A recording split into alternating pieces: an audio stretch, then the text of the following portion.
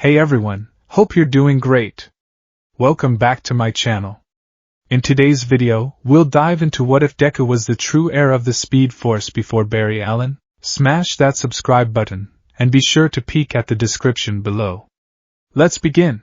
The world, for 10-year-old Izuku Midoriya, was a symphony of glorious noise to which he was deaf. It was a kaleidoscope of brilliant color he could only see in grayscale. He lived in a society built upon the miraculous, yet he was irrevocably, stubbornly mundane.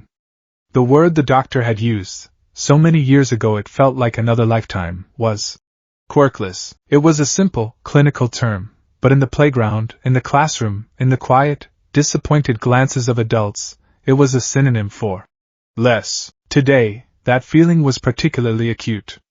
He sat on a park bench, the warm wood cool against his legs, clutching his Hero Analysis for the Future, number 5. Notebook. His pencil hovered over a half-finished sketch of the pro-hero edge shot, but his focus was elsewhere. It was on the children his age laughing and playing near the jungle gym. A girl with extendable, vine-like fingers was plucking a stray cat out of a high tree branch. A boy was creating small, harmless puffs of smoke from his palms, playing the role of a villain for his friends to defeat. And then there was Katsuki Bakugo. Faster, you extras!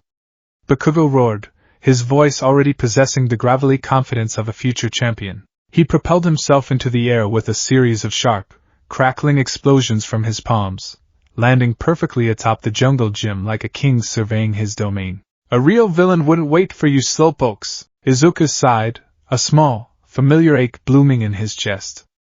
It wasn't just jealousy anymore. That had burned out long ago, leaving behind a hollow sort of resignation. It was a profound sense of disconnection, of being a spectator to the very world he so desperately wanted to be a part of. He wanted to be out there, to play the hero, to save people with a smile. But what could he do? Throw a punch? His arms were scrawny, his frame small. He was Deku. The one who can't do anything. A small voice cut through his melancholy.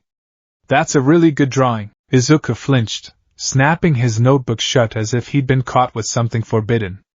A girl with bright, curious brown eyes and two small, pink horns curling from her hair stood beside the bench. He recognized her from his neighborhood. Akari Tanaka. Her quirk was minor, something to do with making flowers bloom a little faster. It wasn't flashy, but it was there. Oh. Thank you, he stammered, his face flushing a brilliant red. It's just a hobby. Can I see? She asked, her head tilted. Hesitantly, Izuku opened the notebook again. Her eyes widened as she flipped through the pages. Detailed sketches of heroes, analyses of their fighting styles, speculative notes on quirk weaknesses and potential team-ups. Wow! She breathed, her finger tracing his drawing of All Might. You know so much. Are you going to be a hero when you grow up? The question, so innocent and pure, was a dagger to his heart. I want to, he mumbled, his gaze falling to his own plain, quirkless hands. More than anything, he didn't need to say the rest. The unspoken but hung heavy in the air between them. Akari, however, just smiled. I think you'd be a great one. You're smart. Before Izuku could process the rare kindness, a tremor shook the ground. It wasn't an earthquake. It was deeper, more violent. A deafening crash echoed from the street just beyond the park, followed by the shriek of twisting metal. The symphony of the world had just hit a discordant, terrifying chord. Bakugo, from his perch, was the first to react. A villain! He yelled, his excitement palpable. The other kids scrambled back, their game forgotten, a mix of fear and awe on their faces. Izuku's hero instincts, ingrained and immediate, took over. He grabbed Akari's hand. We need to get back! Away from the street! But his feet, as always, betrayed his mind. While one part of him screamed for safety, the part that had watched 1,000 All Might videos pulled him forward, towards the edge of the park, his eyes wide with a terrible, magnetic curiosity. The scene was chaos. A hulking villain, a man whose body seemed to be made of cracked concrete and jutting rebar, was tearing up the pavement. His quirk, a form of geokinesis limited to construction materials, was devastatingly effective in an urban environment. He'd already overturned a car and was now locked in combat with a local pro hero, Backdraft, who was trying to contain the damage with walls of water. "Give me the cash, or I'll bring this whole block down," the villain, who news reports would later dub Rubble Rouser, bellowed. The fight was messy. Rubble Rouser ripped a chunk of asphalt from the ground and hurled it at the hero. Backdraft dodged, but the projectile sailed past him, straight towards a small, two-story office building adjacent to the park. It struck the corner of the structure with a sickening crunch. For a moment, nothing happened. Then, a spiderweb of cracks spread across the facade. A low groan, the sound of a dying beast, emanated from the building. "It's coming down!" someone screamed. Panic erupted. People fled, a wave of humanity moving away from the danger. Izuku, caught in the tide, was being pulled back, his smaller frame no match for the stampede of terrified adults. He still had Akari's hand, but in the crush of bodies his grip slipped. "Akari!" he yelled, turning back. She had fallen. Her ankle was twisted beneath her at an unnatural angle, and her face was a mask of pain and terror. She was right in the path of the collapsing building. The groaning intensified, and dust began to rain down from the crumbling facade. The shadow of the building stretched over her like a shroud. No one was going to her. Backdraft was occupied. The civilians were running for their lives. She was alone, and in that moment, everything in Izuku Midoriya's world went silent. The screams, the roaring villain, the sirens in the distance, it all faded into a dull, meaningless hum. The doctor's voice echoed in his head. "I'm sorry, kid. It's not going to happen." Bakugo's sneer flashed before his eyes. "You're worse than useless. You're quirkless." His own mother's tearful apology. "I'm sorry, Izuku. I'm so sorry." All the doubt, all the pain, all the years of being told he was nothing, coalesced into a single point of unbearable pressure in his chest. Then he saw it. Through the dust, through his own tears, he saw the flickering image of All Might on his computer screen, his fists raised to the sky, his indomitable smile promising that everything would be okay. The most important quality for a hero, his idol's voice boomed in his memory, is a body that moves before you have a chance to think. His legs, his useless, quirkless legs, finally obeyed. He scrambled against the fleeing crowd, a tiny salmon fighting a raging river. He pushed, he shoved, he ignored the angry shouts of those he bumped into.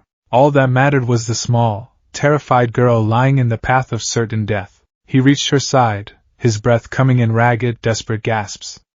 "Akari! Can you stand?" She shook her head, tears streaming down her dusty cheeks. "It hurts. I can't move." He looked up. The building was beginning its final, terrible descent. Chunks of concrete, the size of fists, then heads, began to fall around them. Time was gone. There were no seconds left. Izuku wrapped his scrawny arms around her, trying to shield her with his own insignificant body.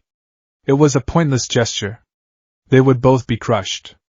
But it was the only thing he could do. He squeezed his eyes shut, a single, silent prayer screaming through his soul. It wasn't for himself. It was a raw, selfless, primal plea. "Save her.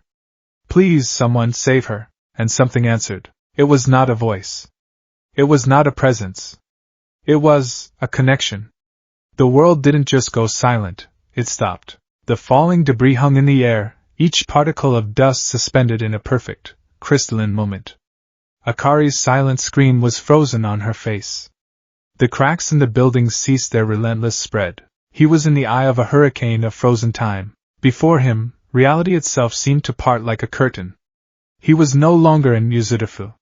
He was standing on the shore of an infinite, roaring ocean of pure energy. It was a maelstrom of golden and white lightning, a living storm that stretched into forever. It was beautiful and terrifying, ancient and new. It felt like the source of all movement, the engine of existence itself.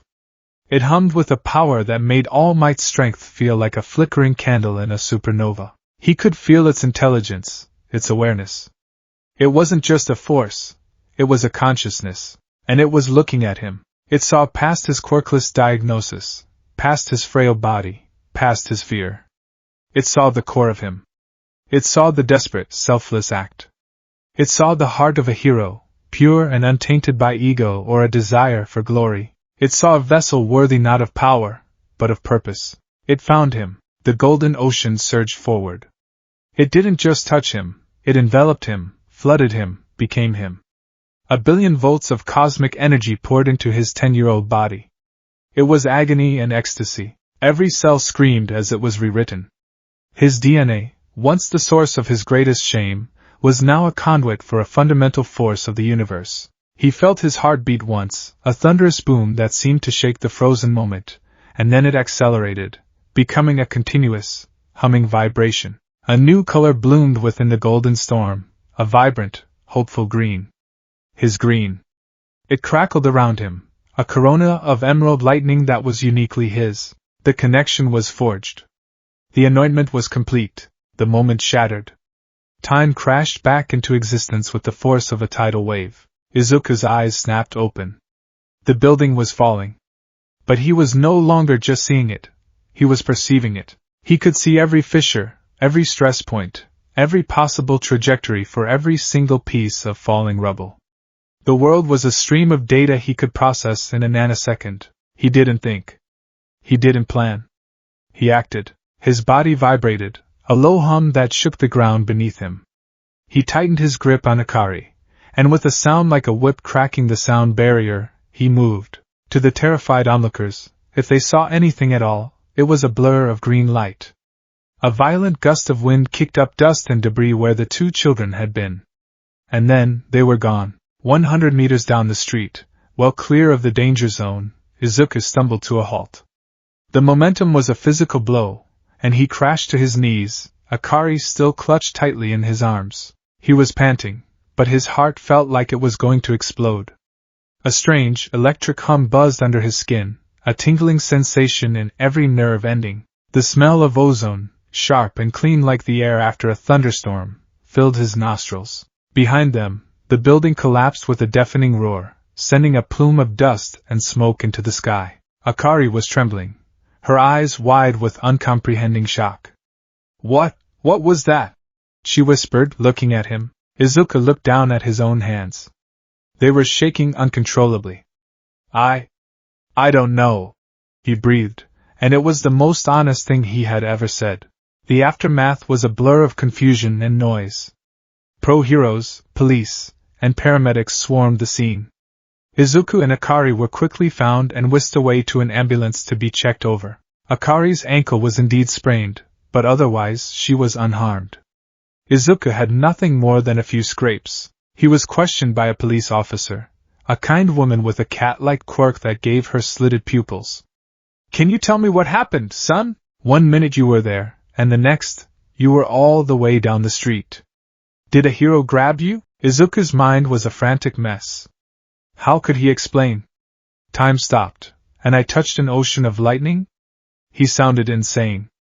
I think so. He lied, the word tasting like ash.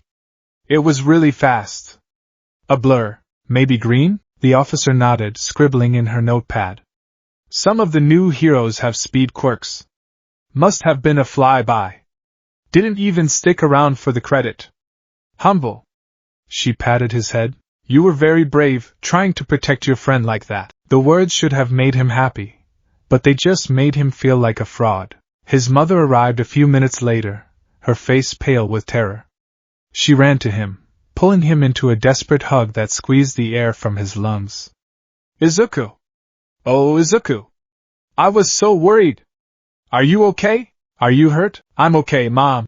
He mumbled into her shoulder, the strange buzzing under his skin still refusing to subside. He wanted to tell her. He wanted to explain the impossible thing that had happened to him, but the words wouldn't form. The experience was too vast, too alien. It was a secret he didn't even understand himself. A medical check at the hospital confirmed he was physically fine, if a little dehydrated and with an abnormally fast resting heart rate. They ran a standard quirk assessment, just to be sure. The result was the same as it had always been. The extra joint in his pinky toe was present. His quirk factor was non-existent. He's still quirkless, the doctor told Inko with an apologetic smile. Whatever saved him today, it was a pro-hero, no doubt about it. He's a very lucky boy, lucky. Izuku sat on the crinkly paper of the examination table, feeling anything but. He felt infected. He felt like a container for something wild and incomprehensible. That night, back in the comforting familiarity of his all-might-themed bedroom, the true strangeness began to manifest. Inko brought him a glass of water, her hands still trembling slightly. You need to drink. The doctor said you were dehydrated. He reached for the glass, his mind replaying the moment of the rescue. The blur, the speed, the feeling of the wind. The glass in his hand suddenly felt like it was vibrating at an impossible frequency. Before his fingers could even properly close around it, it shattered, the sound like a gunshot in the quiet room. Water and shards of glass exploded outwards. Inko shrieked, jumping back. Izuku! He stared at his hand, horrified. He hadn't squeezed. He hadn't even fully touched it. It just broke. I am sorry. I don't know what happened. His mother, bless her heart, attributed it to shock. It's okay, sweetie. It's just a glass. You've had a traumatic day, but Izuku knew it wasn't shock. It was the buzzing. The energy. It was living inside him, and he had no idea how to control it. The next day at school, things got worse. The story of his bravery had spread. For the first time, the other kids looked at him with something other than pity or derision, but their admiration felt hollow, because it was predicated on a lie. The one person who didn't look at him with admiration was Bakugo. He cornered Izuku during their lunch break, slamming a hand against the wall next to his head. His eyes were narrowed with suspicion. All right, Deku, he growled, small pops crackling in his other palm. Spill it. What really happened yesterday? And nothing. Izuku stammered, shrinking back. A hero saved us, Kaken, that's all. Don't lie to me. Bakugo snarled, shoving him hard in the chest. I saw it. There was no hero. There was just a weird green flash. What did you do? Did you finally manifest some lame, useless quirk? The accusation, laced with its usual venom, terrified Izuku. If Bakugo knew, what would he do? Would he mock him for having a quirk that just breaks things? Or worse, would he see it as a challenge? A rival power to be crushed and dominated? I didn't do anything, Izuku insisted, his voice cracking. Bakugo shoved him again, harder this time. You're hiding something, you useless nerd! On instinct, Izuku threw up his hands to block the shove. His mind screamed with panic. Don't break. Don't vibrate. He focused all his will on being solid, on being normal. The result was something far stranger. For a split, impossible second, as Bakugo's arm came forward, Izuku's hand passed through it. There was no impact. Just a bizarre, cold, tingling sensation, like dipping his hand in static electricity. Both boys froze. Bakugo yanked his arm back as if he'd been burned, his face a mask of utter shock and revulsion. He stared at his own limb, then at Izuku, his usual explosive anger replaced by a flicker of genuine fear. What was that?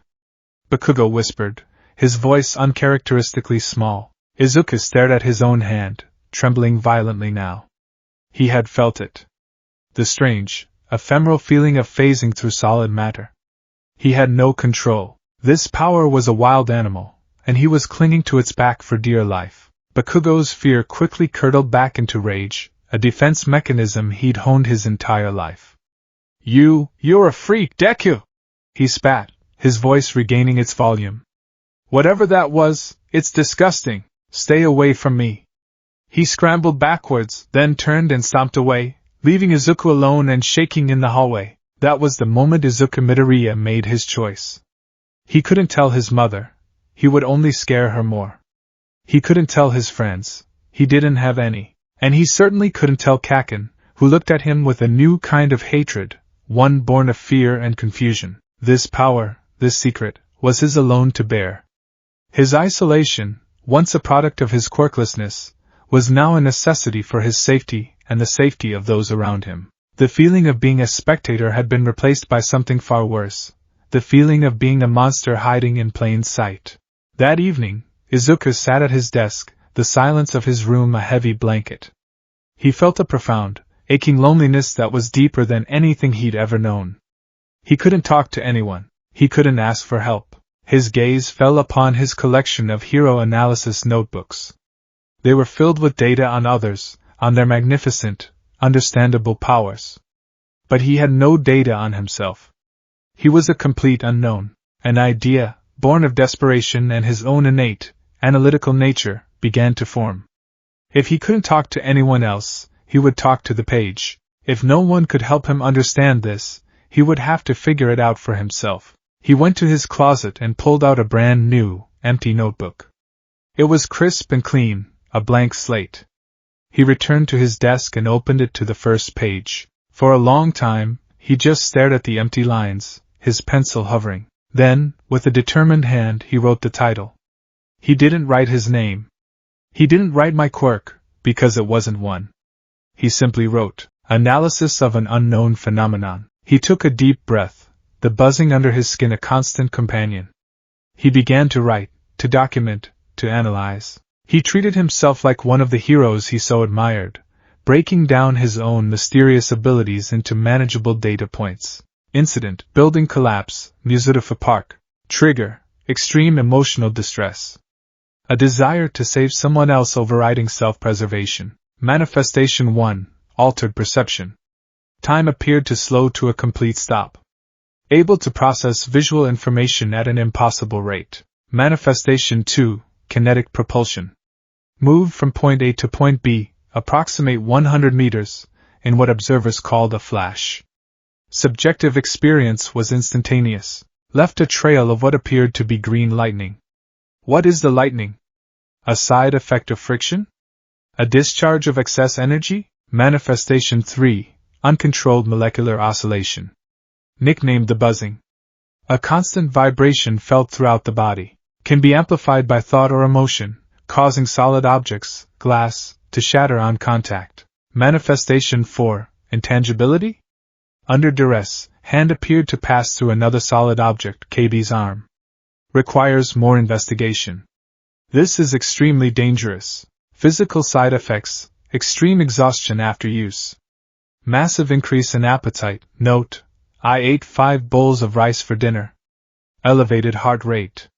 The smell of ozone. He sketched the green lightning as he remembered it, the jagged, energetic lines a stark contrast to the neat grid of the paper. He drew the symbol of a flash, a simple bolt of lightning, next to his notes on kinetic propulsion. As he wrote, a small part of the fear began to recede, replaced by a flicker of something else.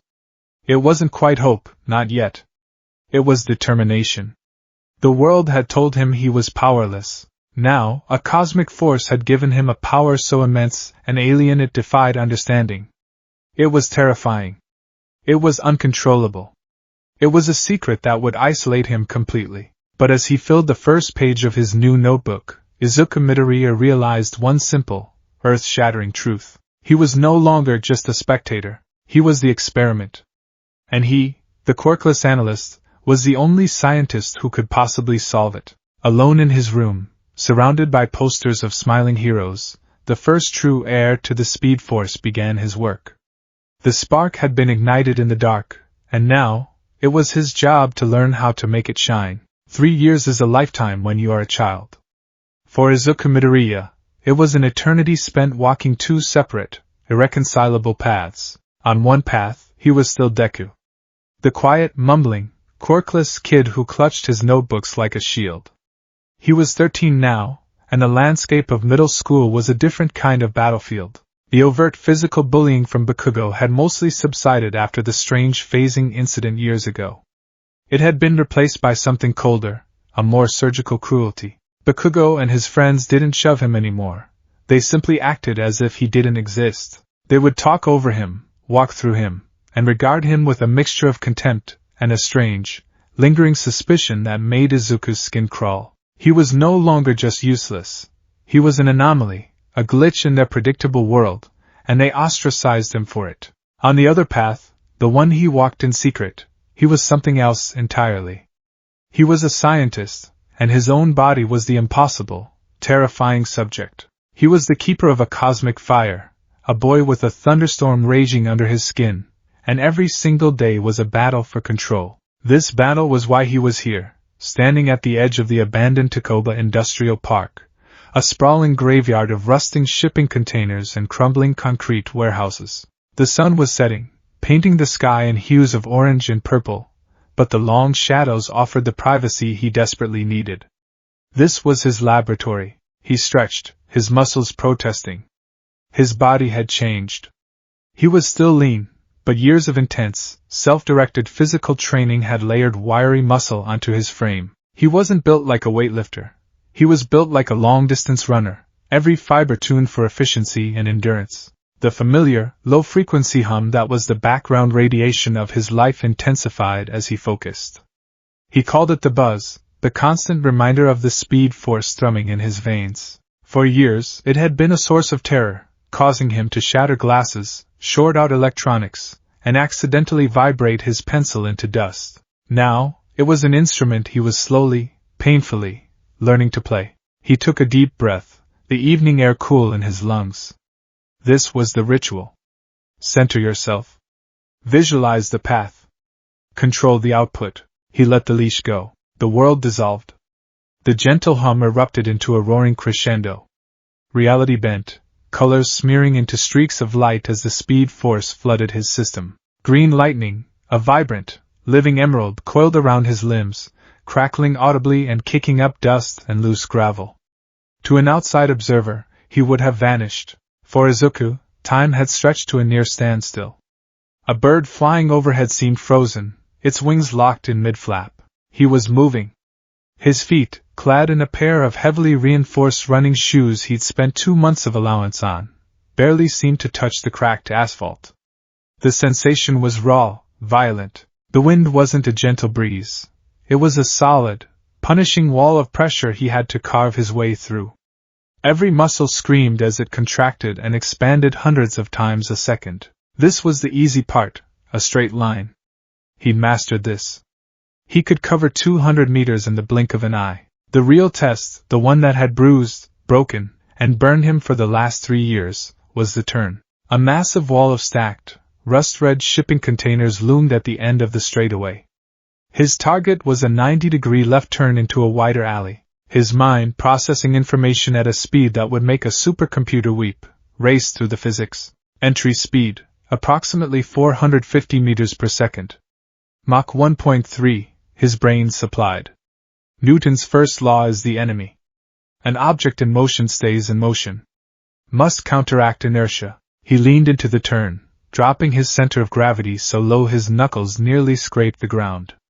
He dug the reinforced edge of his right shoe into the pavement, trying to pivot. It was like trying to turn a freight train on a dime. The G-force was a physical blow, threatening to rip his joints from their sockets.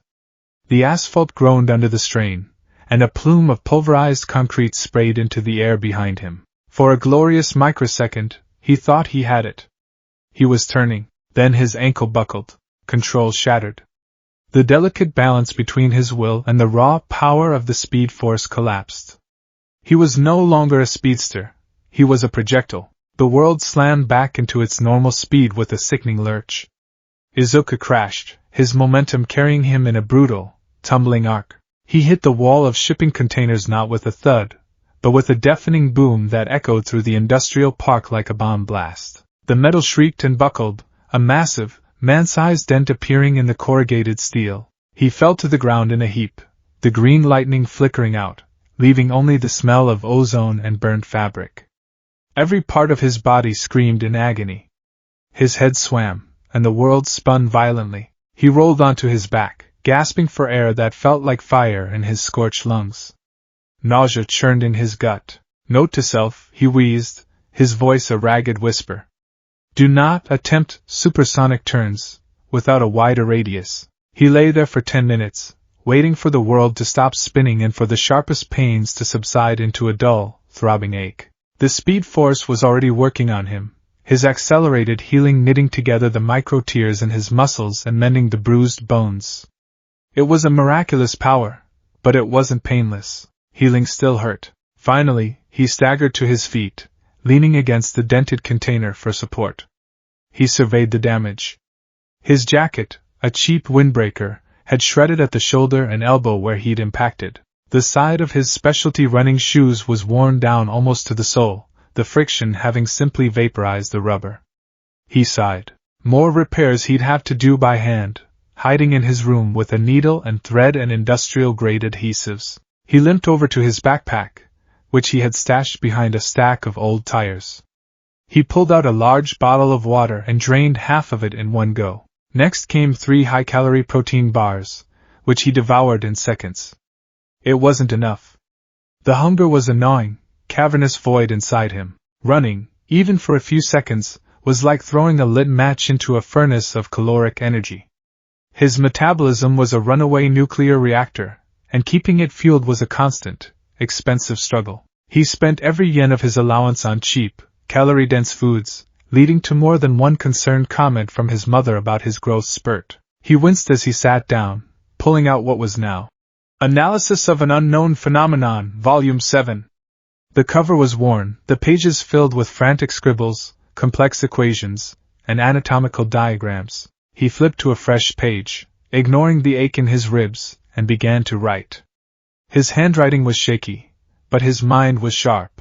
Test log, 14B high-velocity directional change. Objective, execute a controlled 90-degree turn at speeds exceeding Mach 1. Method, applied principles of centripetal force, lowering center of mass, and using footwear edge for pivotal friction. Result, catastrophic failure. Loss of control at the apex of the turn, resulting in collision with stationary object, shipping container, Block C4. Significant structural damage to object. Moderate physical trauma to subject. Analysis. Sheer physical force is insufficient to overcome inertia at that velocity. The human skeletal structure is not designed for such stress. The friction required to pivot vaporized the sole of the shoe and superheated the asphalt. A new approach is needed. New hypothesis. Do not fight the momentum. Redirect it. Perhaps by creating a vortex? Running in a tight circle just before the turn to create a localized vacuum. Pulling myself into the new direction? Risks. Potential for uncontrolled whirlwind. Massive energy expenditure. Alternate hypothesis. Controlled phasing. Vibrate feet to a state of partial intangibility to slide across the ground instead of pivot. Risks. Accidental phasing into the ground. Catastrophic.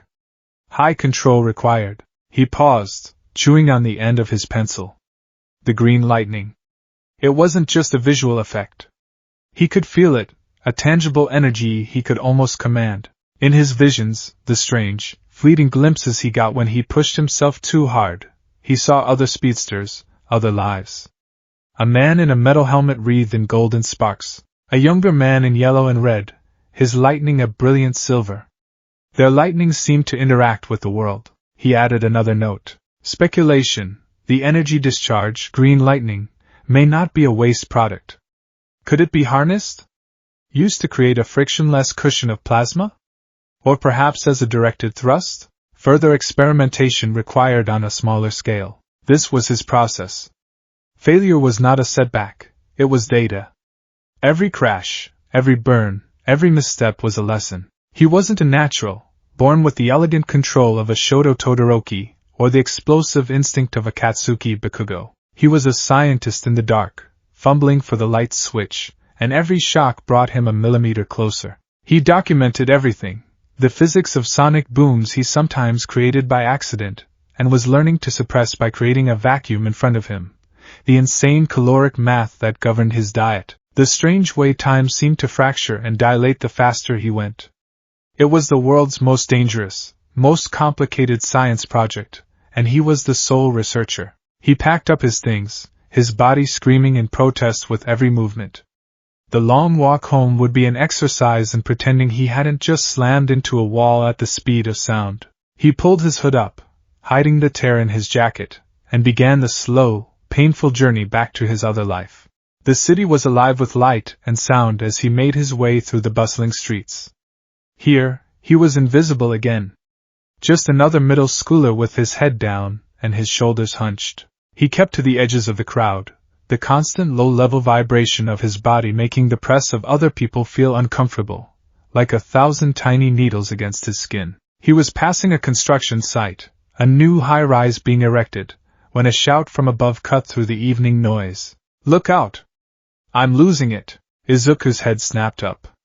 High above, on the scaffolding of the 20th floor, a worker had lost his grip on a heavy industrial rivet gun. The bulky tool, easily 20 kilograms of solid steel, was tumbling end over end, plummeting towards the crowded sidewalk below. Pedestrians screamed and scattered, but one man, an elderly salaryman talking on his phone, was oblivious, his back to the danger.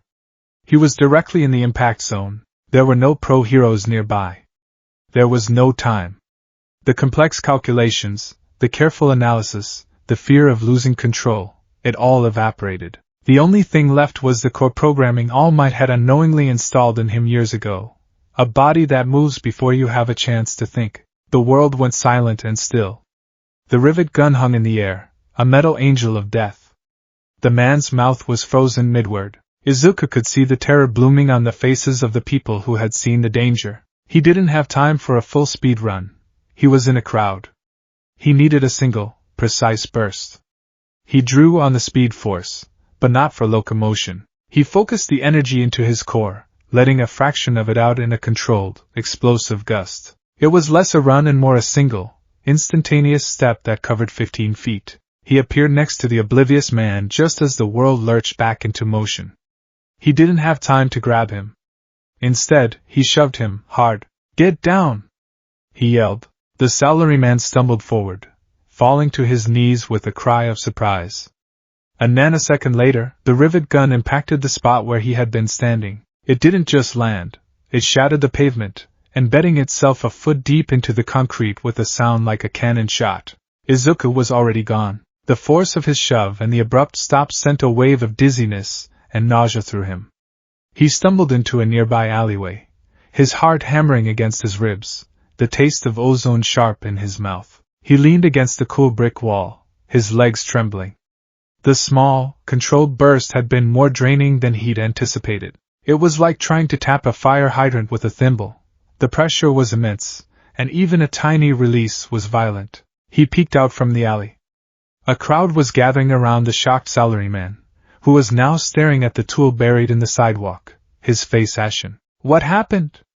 someone asked. I don't know," the man stammered, rubbing his shoulder where Izuku had pushed him. "It was like, the wind just threw me forward. A really strong gust of wind." Another person nodded. "I saw a green flicker, just for a second. Must be one of those new heroes with the wind quirk." Izuku shrank back into the shadows, a strange cocktail of emotions bubbling inside him. Relief, sharp and sweet, that the man was safe. Fear, cold and familiar, of being discovered. And something else, something new and warm that spread through his aching body. It was the feeling of a successful experiment. The feeling of purpose. The dizziness, the nausea, the constant hunger, the secret he had to carry like a physical weight. It was all worth it. In that moment, he wasn't quirkless Deku. He wasn't the failed experiment crashing into a wall. He was the Musidifer Phantom. It was a silly name he'd heard whispered a few times over the years. A local urban legend. A green blur that pushes a child out of the way of a speeding bicycle. A sudden gust of wind that snatches a woman's purse back from a thief. Small, clumsy, anonymous acts. He was too chaotic, too uncontrolled for anything bigger. But these small victories were the fuel that kept his own furnace burning. They were the first, tentative times he felt like he could actually be a hero. He waited until the crowd dispersed before slipping out of the alley and melting back into the flow of the city, just another face in the crowd. But his head was held a little higher, his steps a little lighter despite the deep, aching exhaustion. He had saved someone. The data was conclusive. The hypothesis of his life, that he could be a hero, had not been disproven. Back in his room, the familiar sanctuary of All Might's smiling face watching over him, he stripped off his ruined clothes. The jacket was a lost cause, but he could probably patch the pants. His shoes were a disaster. The soles were peeling off, and the sides were scorched. He sighed, placing them on his work mat. He'd have to skip lunch for 2 weeks to afford a new pair with enough durability. He went to the kitchen. His mom was out at a late-night work shift, so the apartment was empty. He opened the refrigerator and began his post-run ritual. He ate leftovers from 2 nights ago. He ate an entire block of tofu, uncooked. He ate 3 apples and a bag of rice crackers. He finished with a half loaf of bread, washing it all down with a liter of water. It was just enough to quell the raging fire in his stomach and turn it into a smoldering ember. He looked at his reflection in the dark kitchen window. A thin, tired-looking boy stared back, his green eyes seeming to hold a faint, electric glow in the low light.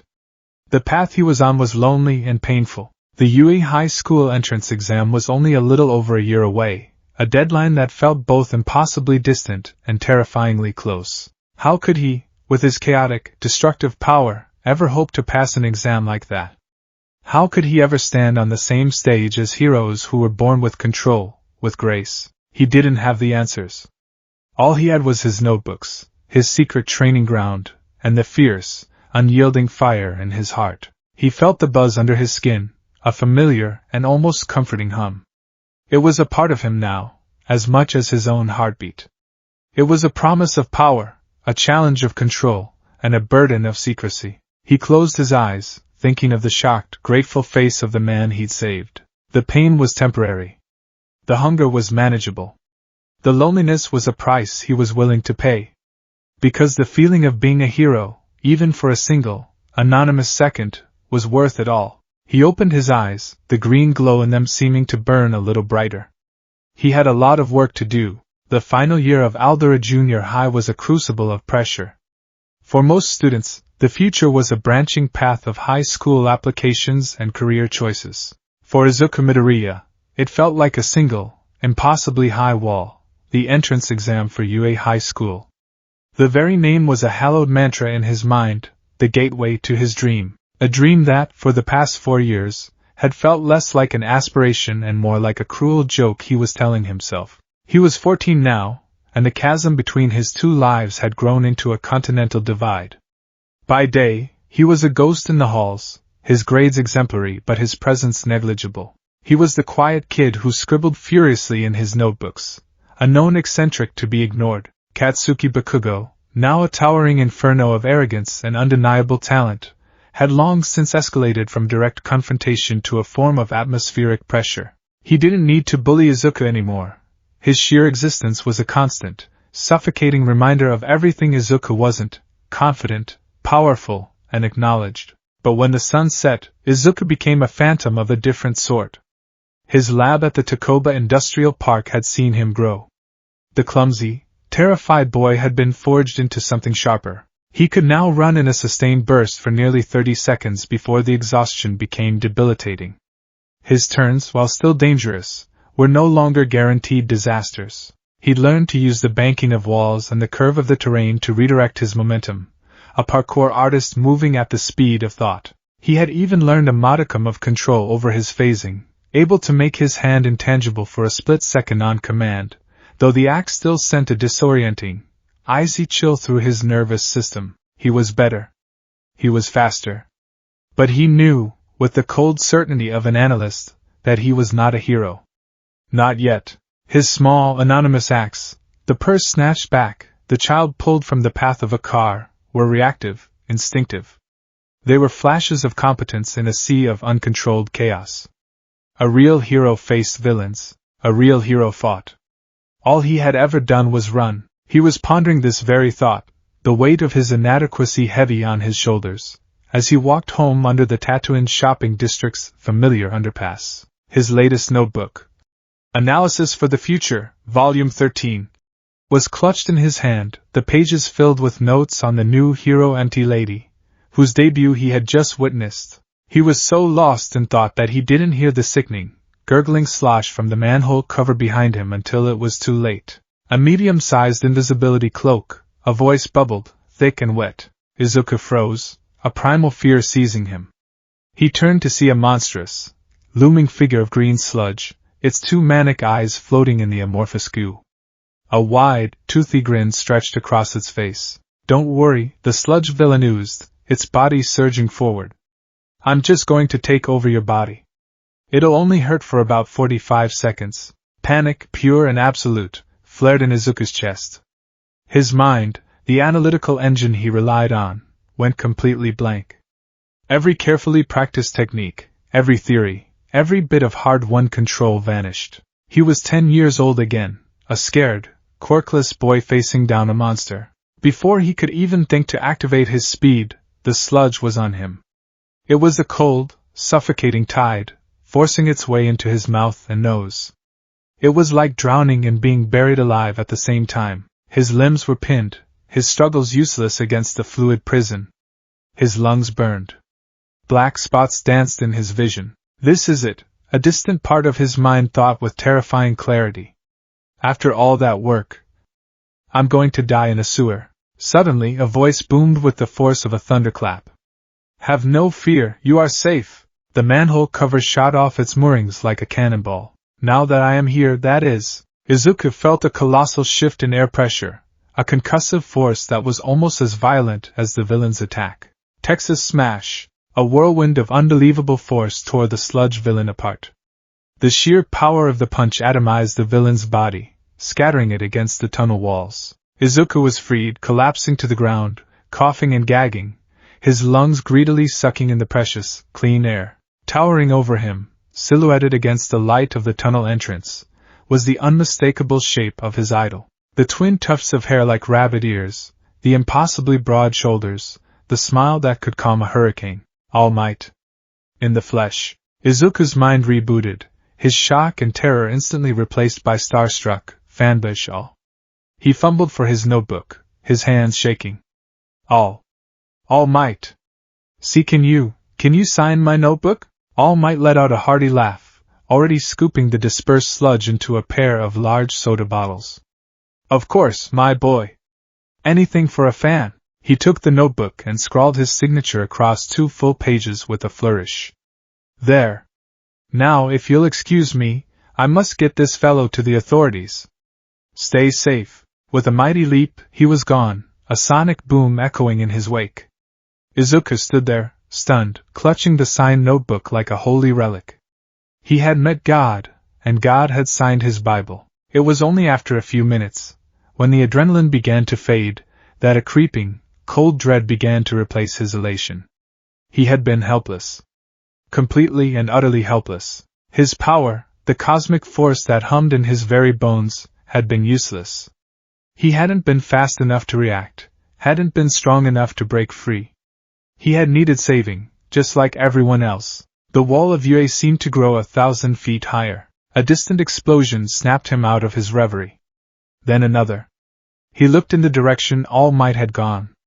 Smoke was rising from the shopping district. A villain attack? But All Might was there. It should have been over in seconds. A sick feeling churned in his gut. He remembered the soda bottles. He remembered them falling from All Might's pocket as he took off. No. It can't be. He started to run, his normal, human legs feeling impossibly slow. He followed the smoke and the sounds of chaos, his heart pounding a frantic rhythm against his ribs. He arrived to find a scene of absolute pandemonium. It was the same sludge villain, larger and more enraged than before. It had taken a hostage, and the hostage, his spiky blonde hair and enraged, terrified eyes unmistakable even through the swirling green goo, was Katsuki Bakugo. The world tilted on its axis. Bakugo, the one who was always so strong, so confident, so powerful, was suffocating. His explosions, which usually kept everyone at bay, were now just creating more destruction, setting fire to the surrounding buildings and preventing the other heroes from getting close. Kamui Woods was useless against a fluid opponent. Empty Lady was too big to navigate the narrow street. Backdraft was doing his best to contain the fires, but he couldn't get near the villain. No one was doing anything. They were waiting for a hero with the right quirk. Izuku stood frozen in the crowd, his knuckles white where he clutched his notebook. He watched Bakugo struggle, and his analytical mind, his curse and his gift, took over. The villain's body is fluid, but the eyes and teeth are solid. Those are the weak points. He's susceptible to air pressure, high-velocity wind. He knew how to beat this thing. The theory was there, sketched out in his mind. But theory and practice were worlds apart.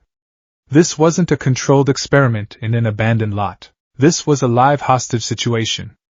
If he lost control, if he miscalculated, he could get Bakugo killed. He could get everyone killed. The force of his speed was a sledgehammer, and this situation required a scalpel. Then he saw it. Through the sludge, for a fraction of a second, his eyes met Bakugo's. And in those crimson eyes, beneath the rage and the pride, he saw something he had never seen there before, pure, unadulterated terror. He saw a kid who was drowning. A kid who was going to die. And in that moment, the years of taunts, the Deku, the casual cruelty, it all melted away. All that was left was a person in trouble. A person he could maybe save. All Might's voice echoed in his memory, a memory he cherished above all others. A body that moves before you have a chance to think. He had thought too much. He had analyzed too much. He had hesitated. No more. He burst through the police barricade, a small, green-haired blur against the backdrop of fire and chaos. Get back here, you idiot! It's suicide! Death Arms yelled after him, but Izuku didn't hear him. The world had gone silent again. This time, however, it wasn't the silence of panic. It was the silence of focus. He wasn't just letting the speed force in, he was commanding it. He pushed past the limits he had so carefully imposed on himself in his training, the governors he'd installed to prevent himself from breaking his own body. He needed more. The green lightning that exploded into being around him was brighter, wilder than ever before. It wasn't just coiling around his limbs, it was arcing outwards, scorching the pavement beneath his feet. He felt a tearing sensation in his muscles, a scream of protest from his skeleton as it was subjected to forces it was never meant to endure. But he pushed through the pain. He didn't run at the villain. That would be a direct, uncontrolled impact. His mind, now working at a speed where the explosions from Bakugo's hands looked like slowly blooming flowers of fire, saw the solution. The hypothesis he'd written down after crashing into that shipping container: do not fight the momentum, redirect it. Create a vortex. He began to run. Not towards the villain, but around it. He moved in a circle, a tight, perfect orbit. His first lap was a blur. His second broke the sound barrier with a deafening crack that shattered the windows of nearby shops. His third, fourth, and fifth were a continuous, solid ring of emerald green light. He was creating a cyclone. The wind, at first a strong gust, became a howling vortex. Debris, trash, and loose chunks of asphalt were ripped from the ground and sucked into the maelstrom. The fire from Bakugo's explosions was pulled inwards and upwards, starved of oxygen, and funneled harmlessly into the sky. The sludge villain roared in confusion and rage. The vortex was acting like a centrifuge, its fluid body being pulled and stretched. What is this? What are you doing? It gurgled. Let him go! Izuku screamed, his voice distorted by the sheer velocity, the words torn from his lips by the wind he was creating. He poured more power into his run, pushing past pain, past exhaustion, into a place of pure, burning will. The lightning arcing from his body intensified, striking the ground around him. The vortex tightened, the pressure at its center dropping catastrophically. With a final, sickening shriek, the sludge villain was torn apart. Its body, unable to withstand the sheer fluid dynamics, was ripped from Bakugo and pulled into the whirlwind, atomized into a fine green mist that was then flung high into the atmosphere. The moment the villain was dispersed, Izuku broke his run. The momentum, suddenly without a path, slammed into him. He was thrown like a ragdoll, skipping across the asphalt before crashing into the side of a building and slumping to the ground, a broken heap. Silence descended upon the street, broken only by the crackling of distant fires and the sound of Bakugo, on his hands and knees, coughing and gasping for air. For a moment, everyone, the heroes, the civilians, the police, just stared. They had seen a quirkless, suicidal kid run towards a villain. They had seen a flash of green light, and then they had witnessed a localized tornado that had not only saved the hostage, but had utterly obliterated the threat. And then, with a familiar boom, All Might landed. But this time, he wasn't smiling. He was staring at the scene, at the dispersed villain, at the panting Bakugo, and finally, at the small, unmoving form of Izuku Midoriya, from whom faint wisps of green energy were still crackling like static. The crowd erupted.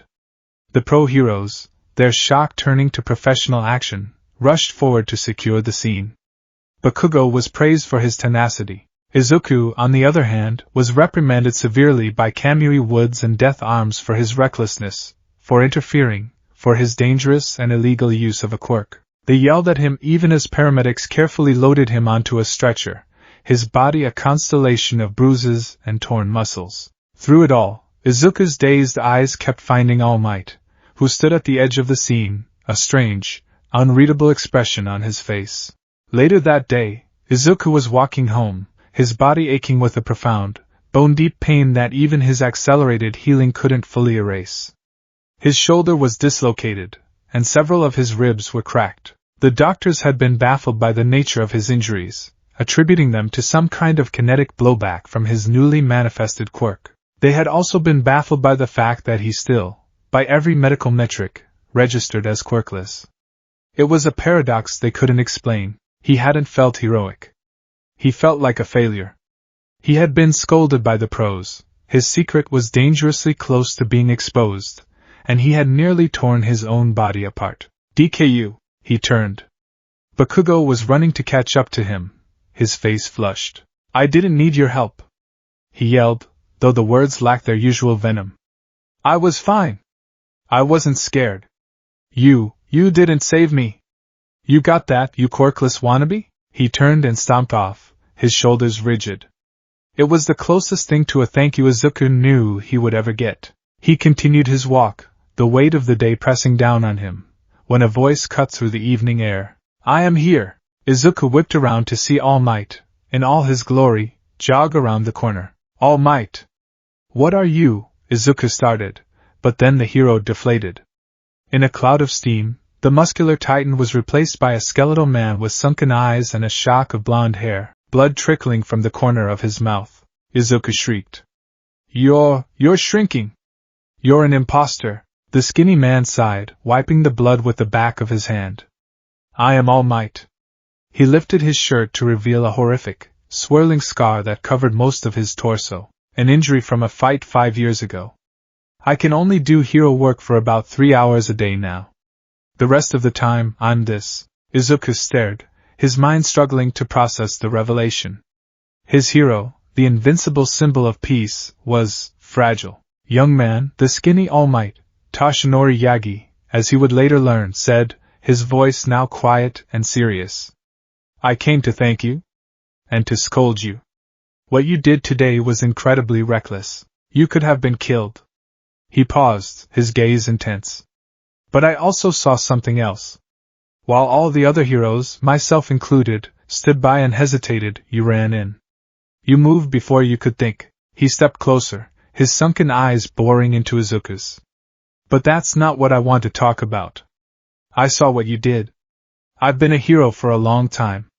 I have seen thousands of quirks. I have never, ever seen anything like that. That power, it didn't feel like a quirk. It felt older. Stronger. He took a deep breath. Tell me, my boy. What is your quirk? This was it. The moment of truth. The question from his ultimate idol. And Izuku, broken, exhausted, and emotionally shattered, couldn't hold the secret in anymore. The dam broke. Tears streamed down his face as 4 years of fear, loneliness, and confusion came pouring out in a choked, hiccuping confession. I don't have one. He sobbed, his voice cracking. I'm quirkless. The doctors, my mom, everyone, they all said I'm quirkless. 4 years ago, something just happened. I was trying to save someone, and time stopped, and there was this light, this energy. It's been inside me ever since. I can't control it. It breaks things. It hurts me when I use it. I don't know what it is, but it's not a quirk. I'm just a useless Deku who was in the wrong place at the wrong time, and now I have this monster living inside me. He collapsed to his knees, his confession ending in a fit of ragged sobs. The full weight of his secret finally laid bare. Toshinori stood in stunned silence. A quirkless boy, wielding a power that felt cosmic in scale.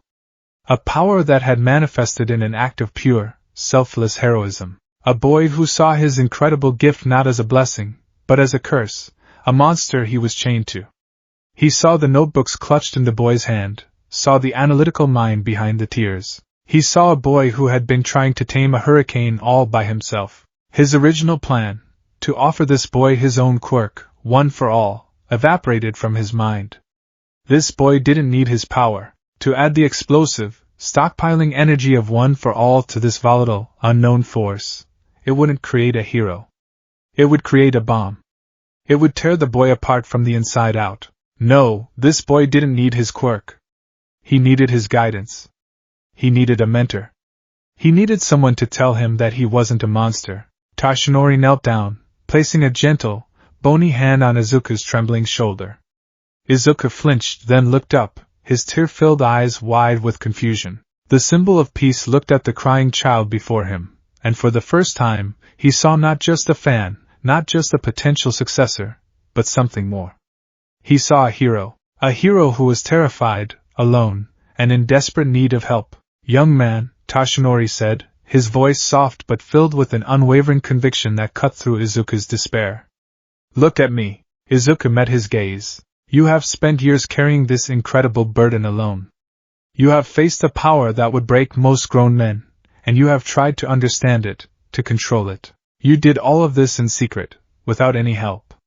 And today, when it mattered most, you used that terrifying power to save someone's life, at great cost to yourself." Tashinori's expression softened, and a small, genuine smile touched his lips. It wasn't the boisterous smile of All Might, but the quiet, encouraging smile of a teacher. "You're wrong, kid. You're not a monster. And you're not useless. You have all the makings of a true hero. You just have a power that no one in this world has ever seen before." He took a deep breath. "A power like that, you shouldn't have to carry it alone anymore." He stood up, his tall, skeletal frame seeming to regain some of its former glory. "Young Midoriya, you asked me once if someone without a quirk could be a hero. You have already proven the answer is yes. Now let me ask you a question." He looked down at the stunned boy. "Will you allow me to help you? To train you? Not to give you my power, but to help you master your own. To help you tame that cosmic storm inside you and become the hero you were always meant to be." Izuku stared, his sobs catching in his throat. The words he had dreamed of hearing his entire life. The validation. The acceptance. It wasn't about a quirk. It was about him. His idol, his hero, saw him, all of him, the quirkless boy and the terrified speedster, and he hadn't turned away. He had offered a hand. With a watery, choked cry that was half sob, half laugh, Izuku Midoriya nodded, wiping his eyes with the back of his hand. "Yes," he whispered, the single word holding the weight of a lifetime of hope. "Yes, please." The symbol of peace and the secret streak. On a quiet street corner, a new partnership was forged. A legend was about to be properly trained. Existence, for Professor Yabarthon, was a fluctuating, nonlinear equation. He did not live in the sluggish, causal stream of time that shackled lesser beings. He was a creature of the paradox, a predator of the time stream, his consciousness a razor-sharp point navigating the infinite, chaotic ocean of history. His home, his hunting ground, his very essence was the negative speed force, a parasitic, entropic echo of the true power, a crimson cancer he had engineered himself. He was currently adrift, a disembodied consciousness within the temporal vortex that connected all moments. He was resting, recuperating. His last encounter with his hated nemesis, the Flash, Barry Allen, had been costly. It had destabilized his physical form, forcing him to retreat into the storm to allow the negative energy to coalesce around his being once more. Here, in the timeless howl between seconds, he was safe. He was eternal, and he was bored. He let his senses drift, tasting the temporal energies that flowed past him. He could feel the great, anchoring moments of history, the birth of Krypton, the rise of the Roman Empire, the heat-death of distant galaxies. They were the predictable, sturdy pillars of the timeline, but his attention was always drawn to the lightning. The speed force. The golden, benevolent energy he both coveted and despised. It was the source of his enemy's power, the very thing that defined the legacy he sought to erase. Usually it was a constant, distant hum, a river of light flowing through the multiverse. But today, he felt something different. A tremor. A surge. It wasn't the familiar, explosive spark of a new speedster being created, like the accident that had empowered Barry Allen. Those were chaotic, random events, lightning striking a bottle, a lab accident. This was something else entirely. It was a focused, deliberate, and impossibly powerful event. It felt less like an accident and more like a coronation. A conscious choice. A wave of pure, concentrated speed force energy washed through the time stream, so potent that it made Thawne's own negative connection recoil. It was a resonant frequency he had never felt before. It was purer, deeper, more fundamental. It felt as if the speed force itself, the sentient, cosmic energy, had knelt and offered its sword to a chosen champion. Rage, cold and immediate, flooded Thawne's consciousness. The speed force was the Flash's power. It was Barry Allen's legacy. Thawne's entire existence, his centuries of study, his self-mutilation to recreate the Flash's powers, his bloody crusade through time, it was all predicated on his obsession with that single man and that single power. The idea that the Speed Force would choose a true heir, an anointed champion, and that it wasn't Barry Allen, was a personal and profound insult. It was a deviation from the script. A historical blasphemy. Driven by this incandescent jealousy, he focused his will, drawing the negative energy around him to form a temporary sensor array. He would track this anomaly to its source. He followed the resonant frequency, the golden echo of the anointment. The trail led him through the tangled branches of the multiverse, past familiar Earths and into theoretical, unmapped realities. He finally located the source. It was an Earth, but a strange one. As his senses pierced the dimensional barrier, he was met with a cacophony of biological energy signatures he had never encountered before. It was a world teeming with metahumans, but not in the scattered, sporadic way of his own Earth. Here, they were the norm. Society hadn't just adapted to superpowers, it was built upon them. Heroism was a government-regulated profession. Commerce was built around support gear and merchandise. It was a garish, chaotic, and to his sensibilities, utterly primitive civilization. Quirks, he hissed, the word tasting like filth in his non-existent mouth. A society of billions playing dress-up, their minor genetic mutations a pale imitation of true cosmic power. He was disgusted, and fascinated. A perfect laboratory for a man of his unique scientific inclinations. His focus narrowed, cutting through the noise of the planet's billion-plus quirks. He found the epicenter of the Speed Force surge. A small island nation. Japan. A city called Muzidafu, and at its heart, a single, brilliant beacon of emerald green light. It was a child. A boy. Thawne's rage solidified into a cold, sharp point of intellectual fury. The Speed Force had chosen this pathetic, sniveling child from a backwater reality to be its grand champion? This boy, who was, according to this world's own primitive metrics, quirkless? The irony was so thick it was almost suffocating. The ultimate power had been bestowed upon the ultimate powerless. This was not a deviation he could ignore. This was a historical impurity that had to be studied, understood, and then, like all things that stood in the way of his obsession, utterly erased. He gathered his power. Rebuilding his physical form in a hostile reality would be draining, but his curiosity and his hatred were more than sufficient fuel. Red crackling lightning, the color of a dying star, began to coalesce. Matter was drawn from the temporal storm, shaped by his will. Muscle, bone, and tissue were woven from raw temporal energy. Eobard Thawne, the reverse Flash, stepped out of a vortex of crimson lightning and onto the rooftop of a skyscraper in Muzidafu, Japan. The transition was seamless. He stood there for a moment, his vibrant yellow suit a stark, alien slash of color against the blue sky, his crimson lightning still crackling around him. He took a breath of this world's air. It felt thick, unrefined. He vibrated his molecules, rendering himself invisible to the naked eye, and let his senses expand. He could feel the boy. The connection was undeniable. The emerald green energy signature was a bonfire in the dark. It was raw, untamed, and unbelievably powerful, yet flickering with insecurity and fear. Thawne smiled, a thin, cruel slash on his face. This would be even more amusing than tormenting Barry. Barry had a legacy, a team, a hope that was infuriatingly difficult to extinguish. This boy? This boy was utterly alone. The weeks following Izuku's meeting with All Might were the most grueling and exhilarating of his life. His secret was no longer a solitary burden, but a shared project. Tashinori Yagi, in his skeletal form, had taken Izuku under his wing, transforming a section of the city's municipal beach, a veritable mountain range of illegally dumped trash, into their private training ground. The training was twofold. First, there was the physical aspect. All Might, drawing on his decades of experience, designed a brutal regimen for Izuku called the American Dream Plan. It was meant to strengthen Izuku's body to an almost superhuman degree. Your power, young Midoriya, comes from an external source, Tashinori had explained, gesturing to the mountains of scrap metal and discarded appliances. But your body is the conduit. If the conduit is weak, it will shatter under the strain. We must make you into a vessel capable of weathering the storm. So, Izuku hauled refrigerators, pulled trucks with thick ropes, and performed endless exercises until his muscles screamed and his lungs burned.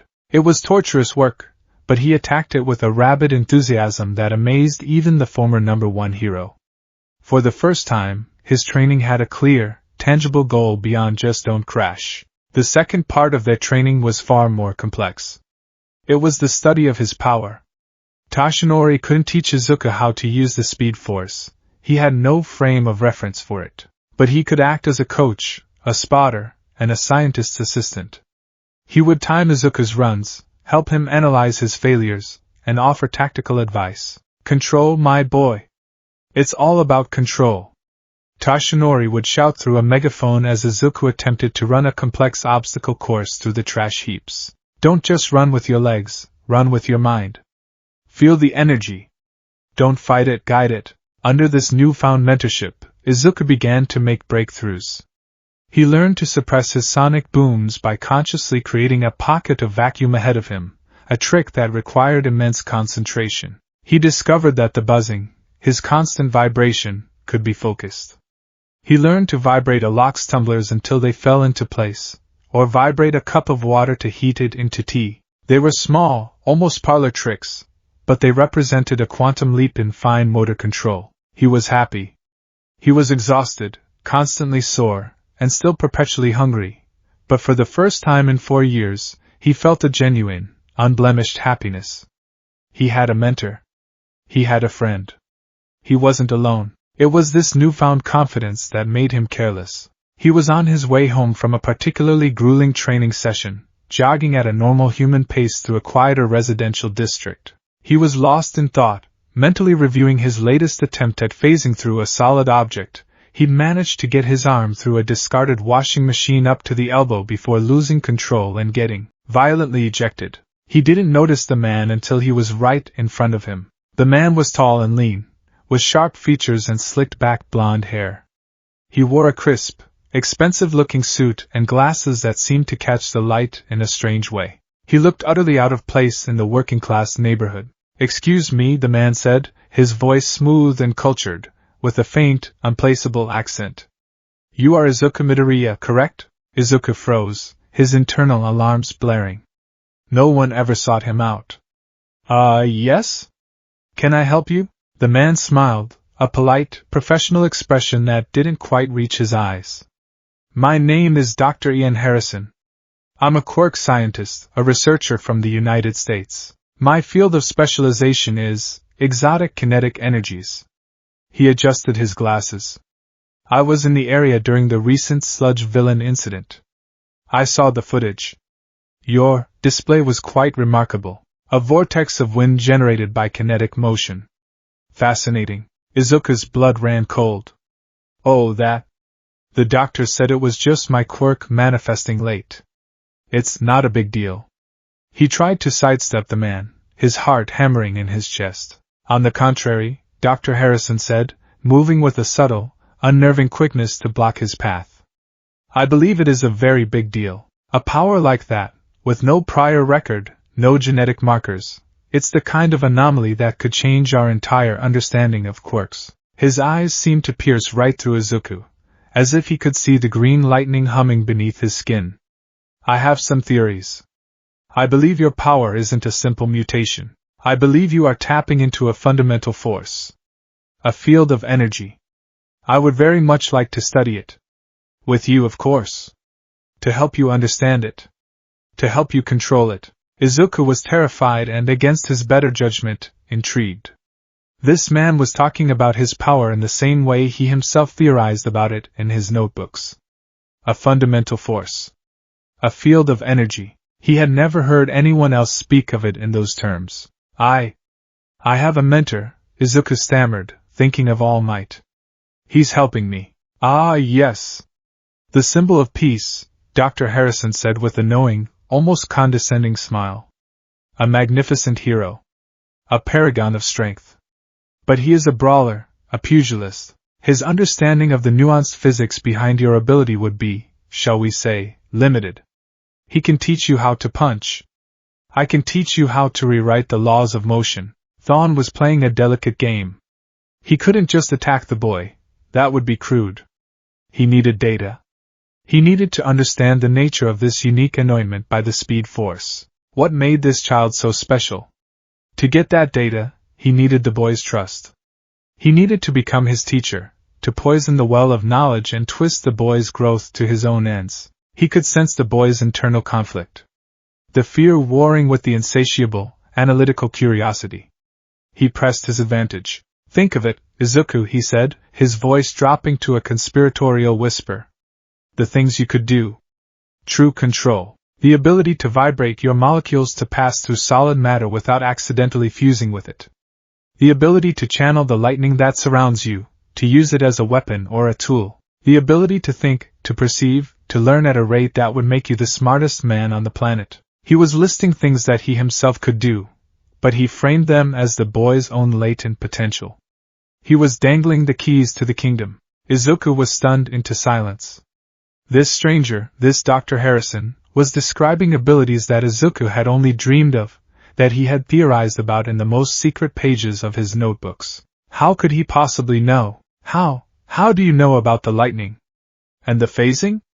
Izuku asked, his voice barely a whisper. Thawne's smile widened. The hook was set. As I said, I am a specialist. I have seen similar phenomena before. In purely theoretical models, of course. He held out a business card. Don't decide now. Think about it.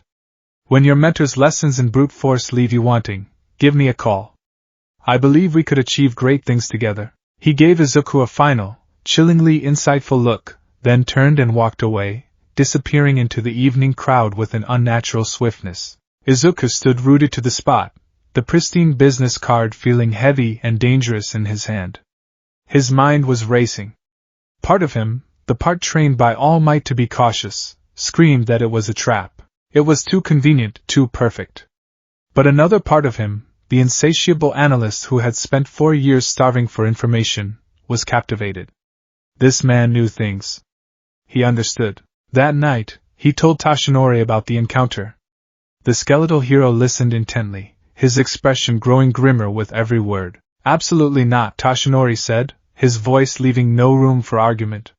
This is too suspicious, my boy. A foreign scientist who just happens to be in the area, who knows the specific details of your secret power?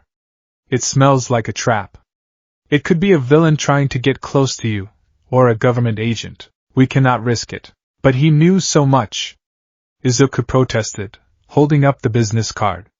He talked about a field of energy. He knew about the phasing. Maybe he really could help, and maybe he could dissect you to see what makes you tick. Toshinori countered, his tone sharp. You have made incredible progress with me. We are building your foundation, your control. Do not be tempted by shortcuts. True strength, true heroism, is built through hard work, not through mysterious strangers offering easy answers. Reluctantly, Izuku agreed. He trusted All Might more than anyone. He put the business card away in a drawer, determined to forget about it. But he couldn't. The words of Dr. Harrison had planted a seed of doubt. Was All Might's training enough? Was hauling trash and running obstacle courses really going to prepare him for UA, for real villains? The promise of understanding, of true control, was a powerful lure. Thawne, of course, had anticipated this. He hadn't expected the boy to agree immediately. The seed was planted. Now, It needed to be watered with a little demonstration. It was time for a subtle, carefully orchestrated test. A few days later, Izuku was at the beach, in the middle of a training session. The task was to run from one end of the kilometer-long stretch of sand to the other and back, all while maintaining a constant, controlled vibration to keep from sinking into the soft ground. It was an exercise in endurance and fine control. He was on his return lap, his muscles burning, when he saw it. A construction crane on a pier near the beach suddenly groaned, the sound of tortured metal echoing across the water. One of the massive steel cables, frayed and worn, snapped with a deafening report. A huge, multi-ton concrete slab, suspended 50 feet in the air, began to plummet towards a small fishing boat passing underneath. All Might, standing on the shore, saw it too. "Young Midoriya!" he yelled, but he was too far away, and in his weakened form, he was powerless. Izuku didn't hesitate. He poured on the speed, the green lightning flaring around him. The sand beneath his feet turned to glass from the intense friction as he shot towards the pier. But as he ran, something strange happened. He felt a drag. A resistance. It was like running through invisible molasses. His speed, usually so effortless and explosive, felt sluggish, muted. A crimson flicker, almost too fast for even him to see, zipped past him, a blur of negative energy. He pushed harder, gritting his teeth, fighting against the unseen force. He reached the pier just as the concrete slab was about to crush the boat. He didn't have time to move the boat or stop the slab. He had to do something else. Thinking back to his training with All Might, he remembered a lesson on air pressure. He began to run in tight circles on the pier's surface, a much smaller, more focused version of the vortex he'd used against the sludge villain. He created a powerful updraft, a pillar of swirling wind directly beneath the falling slab. It wasn't enough to stop it, but it slowed its descent by a crucial few seconds. The slab hit the water with a colossal splash just behind the boat, swamping it with a huge wave but leaving it and its occupants intact. Izuku collapsed to his knees on the pier, panting, his body trembling with a new and unfamiliar exhaustion. It had taken almost everything he had to perform a feat that should have been relatively simple for him. From a rooftop a mile away, Eobard watched, a satisfied smirk on his face. He had used his own negative speed to create a field of kinetic friction around the boy, forcing him to work 10 times as hard to achieve his normal velocity. The test was a success. The boy was powerful, resourceful, but utterly unsophisticated in his use of the speed force. He was a prodigy who didn't know the first thing about musical theory. Later, as Izuku described the feeling of resistance to a concerned Tashinori, the business card in his desk drawer seemed to burn a little brighter in his mind. All Might called it a fluke, a miscalculation of his energy output. But Izuku knew better. It felt intentional. It felt like something had been actively working against him. The seed of doubt began to sprout. Thawne knew the boy's psyche. He was an analyst, a creature of data and logic. A single, unexplainable event would gnaw at him. He would obsess over it, and when his current methods failed to provide an answer, he would seek out the one person who claimed to have them. The trap wasn't a cage. It was a classroom. And Eobard Thawne, the man from a dead future, was a very patient teacher. He would watch from the shadows, orchestrating his little tests, pushing the boy, frustrating him, until coming to Dr. Harrison seemed like the only logical choice. And then, the real lesson would begin. The months leading up to the UA entrance exam became a relentless, unforgiving rhythm. For Izuku Midoriya, every sunrise was a starting gun, every sunset a temporary finish line in a race against himself. The dichotomy of his training was a sharp, dividing line down the center of his life. Mornings and afternoons belonged to All Might. Evenings, in secret, were beginning to belong to Dr. Harrison. All Might's training was grounded, physical, and focused on the heart. The beach, once a monument to societal neglect, was now almost completely clear. The final, most impossibly heavy pile of trash remained, a personal Everest for Izuku to conquer. His body, once scrawny and frail, was now a tightly coiled network of lean muscle, sculpted by months of Herculean labor. He could now haul a pickup truck without tapping into the speed force, his base-level strength having risen to astounding levels. Tashinori's mentorship was about more than muscle, however. It was about forging a hero's spirit. He would sit with Izuku on a cleared patch of sand, the waves gently lapping at the shore, and speak not of power, but of principle. "Control of your body is one thing, young Midoriya," Tashinori said one afternoon, his skeletal frame looking fragile in the golden light. "But the true battle is fought up here." He tapped his temple with a long, bony finger. "When you're moving at the speed of thought, there is no room for hesitation, for doubt, or for anger. Your emotions become a part of the storm you wield. If you are angry, your speed will be destructive. If you are afraid, it will be clumsy. But if your heart is clear, if your purpose is to save, then your speed will be a tool of absolute heroism." He taught Izuku breathing techniques, meditative exercises designed to find a calm center in the hurricane of his power. He would have Izuku practice his speed in short, controlled bursts, not for velocity, but for precision. The goal wasn't to run a mile in a second, but to dash across the beach and pick up a single, specific grain of sand without disturbing any of the others. It was maddening, frustrating work that tested the limits of Izuku's patience. "You are not a missile, my boy!" All Might would shout, his voice echoing across the sand. "You are a surgeon's scalpel." Precision. Finesse. This was the core of All Might's philosophy. Power was a responsibility, and control was an act of will. He was teaching Izuku how to be a symbol, how to anchor his incredible gift in an unshakable moral foundation. He was teaching him how to be a hero from the inside out. And Izuku, who revered the man more than anyone, absorbed these lessons like a sponge. But the seed of doubt, planted by the crane incident and watered by his own analytical nature, had taken root.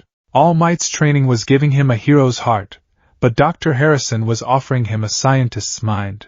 After the third unexplained incident, a sudden, localized downdraft that nearly sent him tumbling off a roof during a rooftop parkour exercise, Izuku finally caved. He couldn't shake the feeling that he was being tested, that some external force was manipulating his power.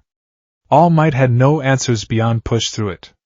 It wasn't enough for Izuku's hungry, logical brain. With trembling hands and a gut churning with guilt, he had called the number on the business card. Their meetings were always discreet. A quiet cafe, a secluded park bench, a private room at the city library. Dr. Ian Harrison was always impeccably dressed, his demeanor a perfect blend of academic curiosity and encouraging mentorship.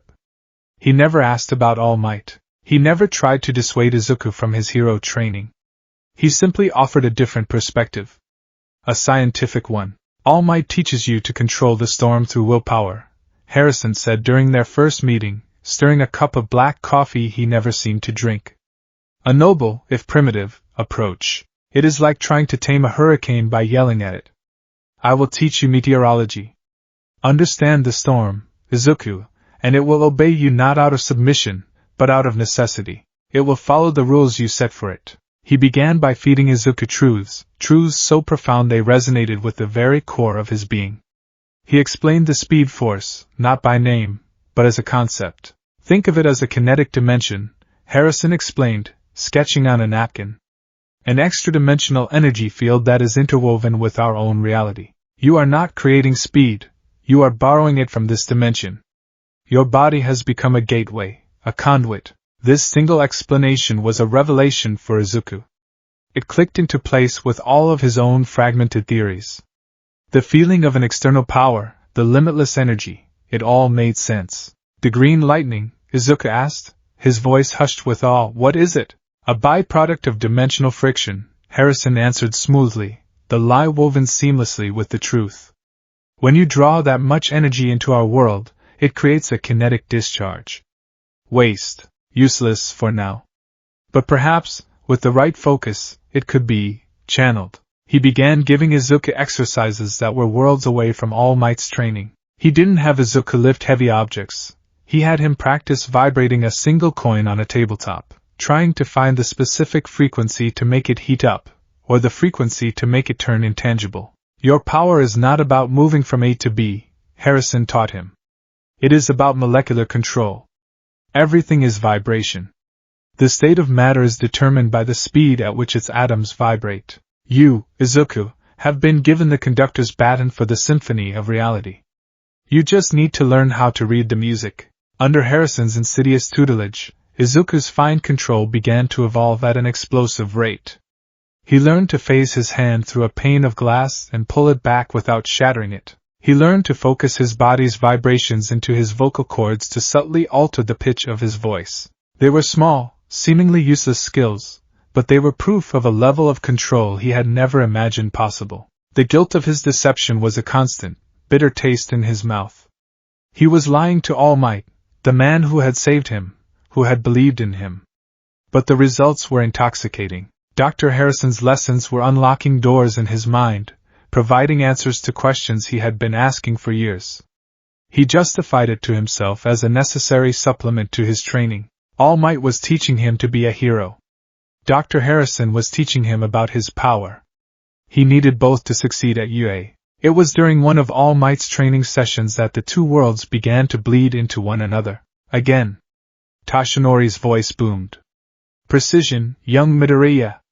I want you to run the length of the beach, and I want you to bring me the blue speckled seashell from beside the third rusted barrel.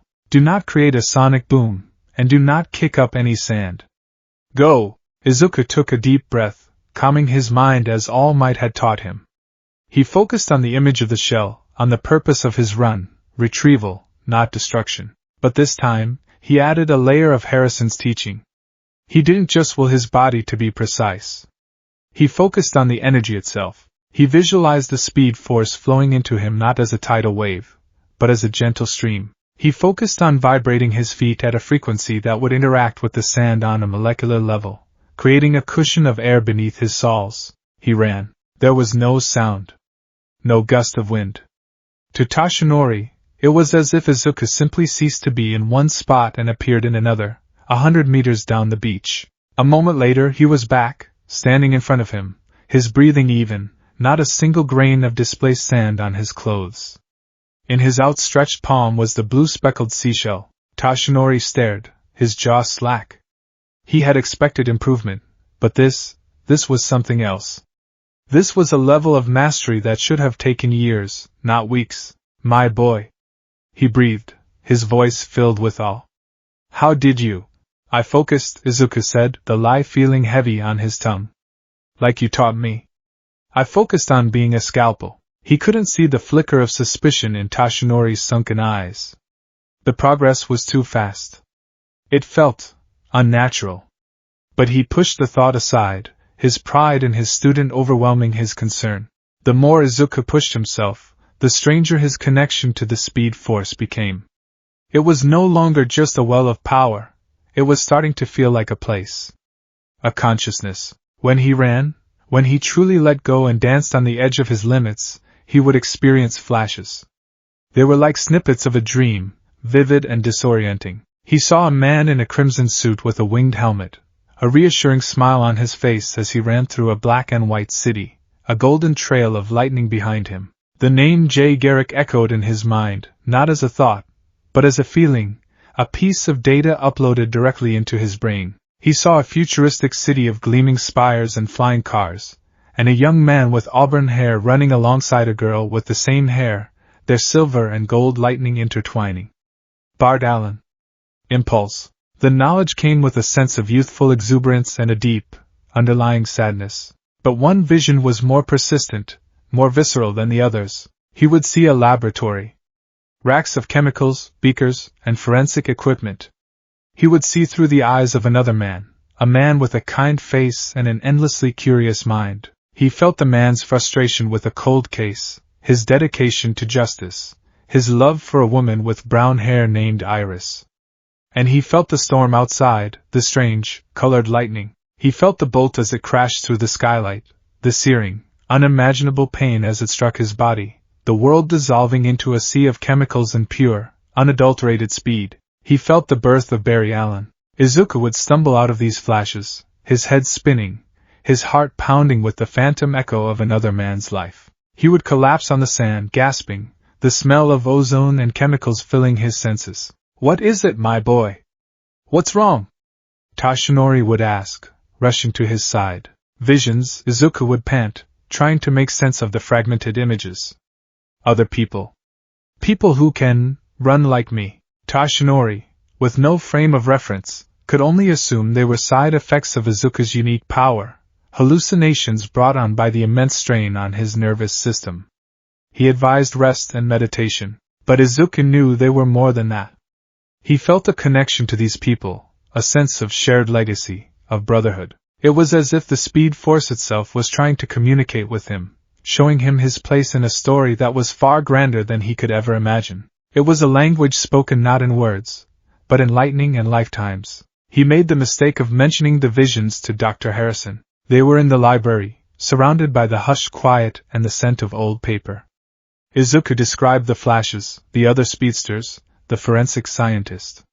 He expected Harrison to be as fascinated as he was, but for the first time, he saw a crack in Dr. Harrison's calm, academic facade. For a fraction of a second, as Izuku mentioned Barry Allen, a look of pure, undiluted hatred flashed in the man's eyes. It was a venom so potent, so ancient, that it made Izuku flinch.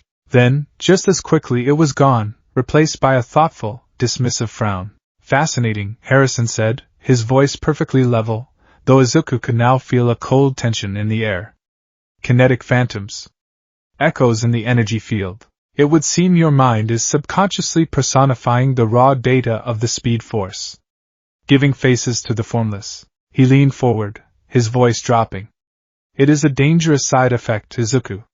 These phantoms are a distraction. They are not real. They are ghosts in the machine. They represent chaos, the untamed nature of the storm.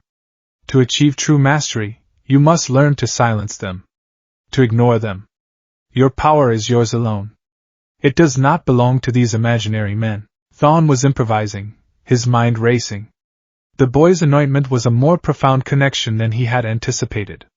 He was communing with the Speed Force, accessing its history. This was a complication. He needed the boy to see the Speed Force as a tool, a weapon, a thing to be controlled and dominated.